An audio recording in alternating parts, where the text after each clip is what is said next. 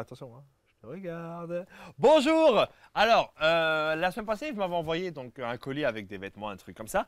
Et alors aujourd'hui, maintenant, on va voir un peu ce qui reste dans ce magnifique colis. Alors, ça, non, ça c'est quoi ça? Dauphin, oui, c'est un dauphin, regardez, hop, un dauphin avec des yeux de dauphin, une bouche de dauphin. Voilà, alors, c'est un dauphin gonflable. Ah, bah, je vais le gonfler, hein. Alors, pendant que je gonfle, hein, parce que sinon j'aurai pas le temps, il faut savoir que le musée des sciences naturelles fait un chouette truc, hein, et donc on va en parler tout de suite avec la responsable, hein, d'accord? Et je parle avec elle, je le gonfle en même temps, c'est tout. Hein. Attends, je passe la caméra, 2 secondes, hein. Coupe pas, coupe pas. C'est pas un téléphone, pourquoi je dis ça? Bref, tu m'as compris, reste là. Bouge pas, mets-toi bien. Voilà. Je l'appelle tout de suite, elle s'appelle Cécile.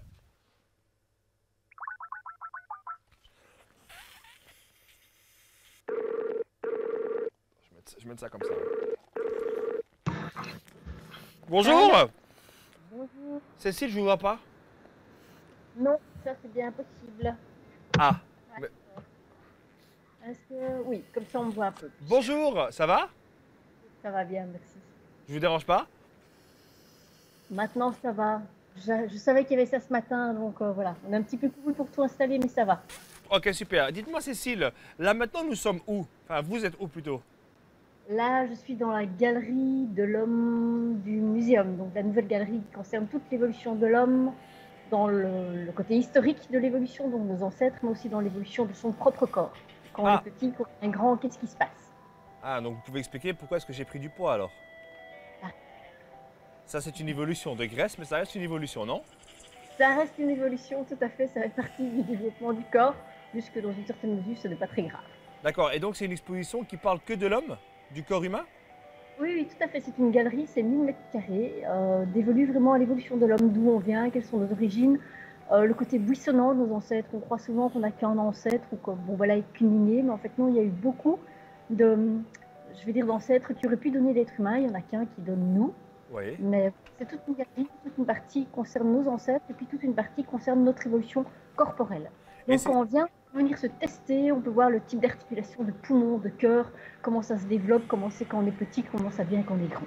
Ah, et donc c'est pour quel public ça? Tout public, il y a des activités même pour les plus jeunes, il y a des pièces de collection, il y a des animations, des petits films, des vidéos, donc vraiment tout public. Même les non-lecteurs y trouveront aussi leur compte. Ok, et j'ai entendu dire aussi qu'il y avait... vous avez parlé du cerveau? Oui, il y a une super exposition temporaire, plus de 2 mois, donc il faut se dépêcher de venir la voir. C'est à vos cerveaux, en fait c'est une exposition où on peut apprendre d'où vient un cerveau, qui est un cerveau, comment fonctionne un cerveau, est-ce qu'on a tous le même cerveau, et puis se rendre compte que notre cerveau nous joue des tours. Parfois, non pas qu'il nous ment, mais qu'il donne un sens à tout, et donc parfois il donne un mauvais sens à quelque chose qu'il voit. Et donc dans cette expo, vous pouvez tester vos compétences, vous laisser avoir par des illusions d'optique, et comprendre un petit peu d'où vient notre cerveau et comment il fonctionne. Et vous allez nous expliquer pourquoi est-ce que parfois quand je suis dans mon lit, j'ai l'impression de tomber? Ça, c'est des détours du cerveau, il faut venir voir l'expo pour le comprendre. Ah ok, donc le cerveau est un manipulateur. Il donne du sens à tout. D'accord, et l'exposition, elle dure de quand à quand? Elle commence quand et elle se termine quand? Cette exposition a commencé il y a déjà maintenant plusieurs mois, mais elle se terminera maintenant au fin mois d'août, donc il y a plus de 2 mois pour la visiter, c'est le moment de venir la voir. Le musée vous accueille tous les jours, sauf le lundi. D'accord, et pour les personnes qui n'ont pas de cerveau, qu'est-ce que vous pouvez leur dire pour qu'ils puissent venir à votre exposition? Une personne qui n'a pas de cerveau me pose un problème. Il y en a beaucoup, hein? Il y en a beaucoup, hein? Mais non. En une phrase, dites-moi, donnez-moi envie à moi en une phrase de venir voir votre exposition. C'est une exposition qui est ludique, qui est interactive, qui est intéressante et on s'y amuse follement. Il faut venir. Il y a aussi des histoires de dinosaures? On a quand même la plus grande galerie des dinosaures d'Europe. 3000 mètres carrés aux dinosaures. Des vrais os de dinosaures? Des vrais os sans chair mais plein d'os. Avec des brachiosaures? Il y a de tout. Alors pour le moment, il y a une activité un peu particulière puisqu'il y a un nouveau film qui sort mercredi. Jurassic World. Voilà. Et à cette occasion, nous faisons un grand parcours spécial dino dans le musée. Donc vous venez au musée, vous en prenez votre entrée et puis vous recevez Il y a un T-Rex? un petit temps qui vous permet de venir voir le T-Rex, oui. Il y a, faire le parcours. il y a des tortutosaures? Il y a des longs... Non, mais il y a des mosasaures aussi. Ah, je sais pas c'est quoi. Donc il y a un parcours de dinosaures, de cerveaux et d'êtres humains. C'est génial. Oui. Oui, il y a aussi la galerie d'évolution, la salle de minéralogie, il y a le vivarium, il y a tous les stages et les ateliers. Il n'y a pas moyen de s'embêter en venant ici. D'accord, très bien. Ben moi, si j'arrive à sortir de là, je viendrai avec plaisir et j'enverrai toute ma famille de toute façon chez vous, quoi. Ah bah c'est très gentil, Ça bienvenue. va? Ah Ben oui, passez une bonne journée, Cécile, hein. Merci beaucoup, hein. merci de Et, même. et comme on dit à Jurassic Park, ah! Enfin, c'est un T-Rex qui dit ça, c'est un pote à moi. Il y a de l'entraînement là derrière. Ah, Bonne journée. c'est le travail, Cécile, hein. Bonne journée, Cécile. Ciao, ciao! Merci Cécile. Alors, on a parlé donc des dinosaures, brachiosaures, T-Rex, Jurassic World, Jurassic Park, tout ça. Alors maintenant, il y a un truc que Mélissa, elle m'a envoyé un mail, elle m'a dit « Abdel, il faut absolument que tu vois les midi minima ». Ouais, je limite un peu, mais tu m'as compris. Je vais voir les midi minimes, je ne sais absolument pas ce que c'est que les midi minimes. On va appeler donc le responsable, hein, et pour des raisons de confidentialité, on va l'appeler Monsieur Bernard Ma. Alors, Monsieur Bernard Ma. On va l'appeler tout de suite, hein, donc c'est bien sûr, oui, c'est Bernard Mouton. Hein, c'est un jeu de mots, ouais, si t'as pas compris, retourne à l'école. Alors, Monsieur Mouton. On va l'appeler comme ça toute l'interview. Monsieur Mouton, regardez. On va faire des allusions, des jeux de mots. Bonjour Monsieur Mouton. Bonjour. Ça va? Très bien.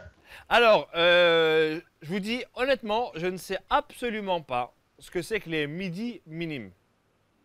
Alors j'aimerais savoir, vous, si vous pouvez me dire, vous, Monsieur Mouton, ce que c'est que les midi minimes. Alors, les Midi Minutes, c'est un rendez-vous quotidien, excepté les week-ends, de musique classique, de découverte de musiciens de répertoire, à midi 15 précise, tous les jours au Conservatoire de musique de Bruxelles, Ouais. pour 35 minutes de musique au prix le plus bas possible. Ah, et c'est-à-dire, qu'est-ce que vous entendez par le prix le plus bas? C'est-à-dire qu'on est à 5 euros par personne avec tout un système de passes qui permet de réduire ce coût encore. Donc en fait, on a des systèmes de passes qui sont non nominatifs, donc vous pouvez venir à plusieurs, en groupe de 10, de 5, de 20, de 50 et payer encore moins cher. Ah, donc c'est tout ce qui est musique classique, opéra, tout ça, c'est ça? Il y a de l'opéra? Non, c'est musique classique, c'est musique de chambre. Donc petite formation avec quelques concerts d'orchestre, mais en généralement plutôt musique de chambre. Y a pas... Avec de la musique qui va du Moyen-Âge jusqu'à la musique d'aujourd'hui. Donc il y a vraiment tous les goûts. Vous avez des disques du Moyen-Âge? La musique. Comment vous avez fait pour Musicien. avoir la musique du Moyen-Âge? Ah, mais c'est des survivants qu'on a retrouvés. Du Moyen-Âge? Ils ont quel âge? Bah, parfois plus de 400 ans. Ah ouais, carrément. Et comment est-ce Ah qu'on oui. trouve en fait la musique du Moyen-Âge? Comment est-ce que vous faites pour vous dire ça, c'était à l'époque? Déjà, quelle preuve nous on a que c'est vraiment du Moyen-Âge? Parce qu'on retrouve des manuscrits et qu'on joue la musique de ces manuscrits. Ah, comme Beethoven, Mozart et Bach. Voilà, sauf qu'ils ne sont pas vraiment du Moyen-Âge, ils sont un peu plus récents ceux-là. Et comment vous choisissez les musiciens? Ils passent sur un casting, une audition?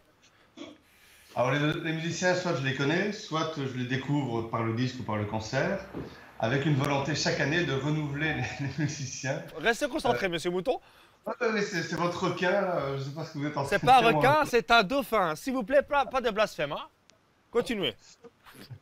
Et donc, je sais plus ce que je disais. Oui, donc voilà, donc en fait, il y a toutes sortes de principes en fait, à la programmation, c'est d'avoir une grande diversité de musique, donc la musique ancienne, la musique d'aujourd'hui, d'avoir toutes les genres, les formes, donc le récital, la musique vocale, la musique instrumentale, du trio, du duo, du quatuor, etc. Et donc, en fait, moi, je fais un choix à partir de choses qui m'intéressent ou parfois de musiciens que je veux se faire rencontrer ou je prends des propositions que je reçois. Donc, il y a plein de cas de figure. Écoutez, Bernard, moi je fais du piano, enfin du piano. Je sais faire la mélodie de Für Elise de Beethoven. Est-ce que je peux venir jouer chez vous ou pas? Non, ça va Pourquoi? être un peu... Il faudra au moins jouer la sonate en entier. Je vais faire un entier sans les mains. Attention, Bernard. Sans les mains. Alors, sans les mains, ça peut être intéressant. On est le deux à le faire. Il y a moi et le piano. Donc voilà, c'est incroyable. Dites-moi, ce festival, il dure de quand à quand?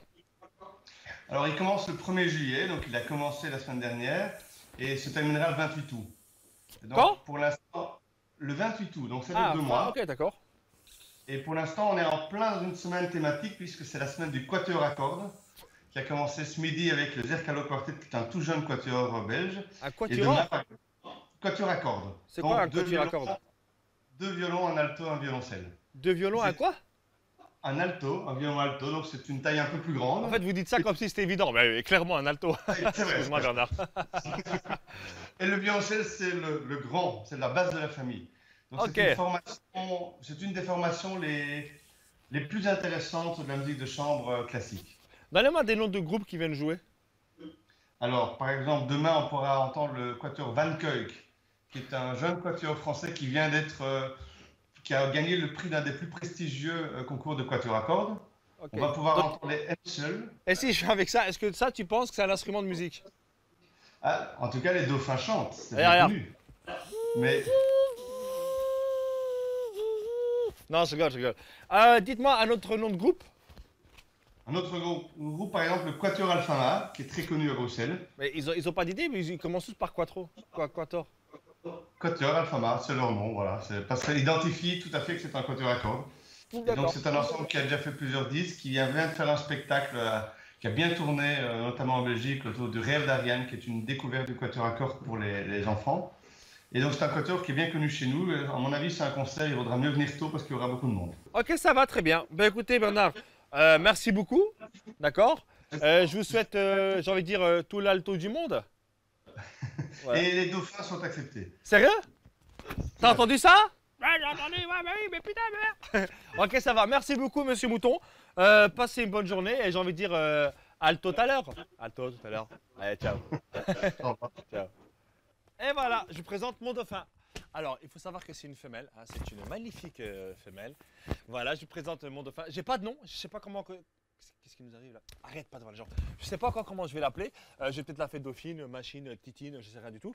Alors moi, je vous dis à demain, d'accord? Parce que je vais aller me reposer et faire connaissance avec elle, d'accord? Elle est trop câline, merci beaucoup. Fais un bisou, fais un bisou, fais un bisou. Pas devant les gens. Voilà, alors je vous dis à demain. Dis au revoir. Au revoir. Non, dis au revoir. Au revoir. Non, mais parle bien. Mais c'est toi qui parle mal. Mais comment ça? Arrête! Arrête! Ah!